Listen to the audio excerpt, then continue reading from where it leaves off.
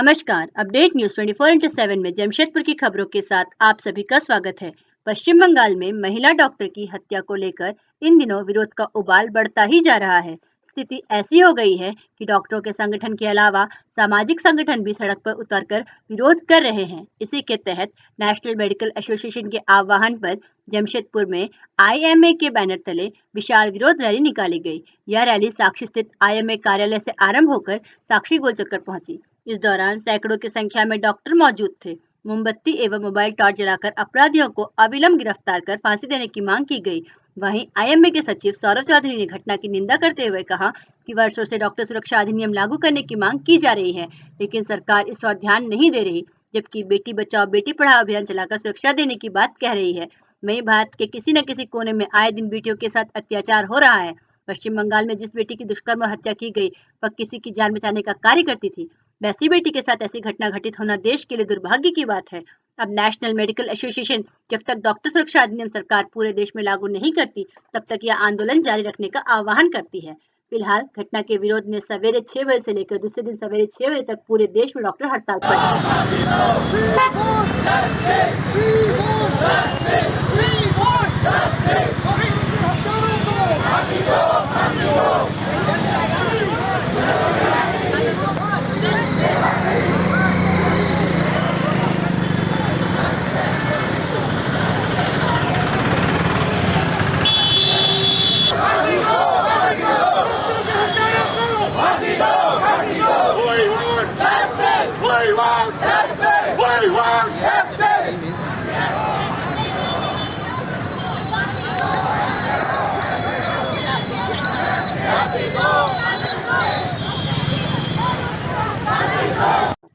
आइए जानते हैं इस संदर्भ में और अधिक विस्तार से आईएमए के सचिव सौरभ चौधरी से। और क्या है ना, रोड में गाड़ी का आवाज भी आ जाएगा। जी सर, ये जो विरोध में निकाल रहे हैं, क्या है पूरा मामला? नेशनल आईएमए के आह्वान पर आज 24 घंटे का डॉक्टरों ने हड़ताल रखा है। ये हड़ताल पैन इंडिया है 24 घंटे के लिए, आज सुबह 6 बजे से कल सुबह 6 बजे तक। आप सबको पता है आरजी कर हॉस्पिटल कलकत्ता में एक बहुत ही जघन्य अपराध हुआ है, जहां हमारी एक महिला चिकित्सक के साथ बहुत ही घिनौना काम हुआ है। उनका रेप हुआ है और उनकी हत्या कर दी गई है। डॉक्टरों की बहुत पुरानी मांग है मेडिकल प्रोटेक्शन एक्ट की, जो हम सालों से मांगते आए हैं, लेकिन पता नहीं क्यों सरकारें हमें वो हमारी मांग पूरी नहीं करना चाहती है।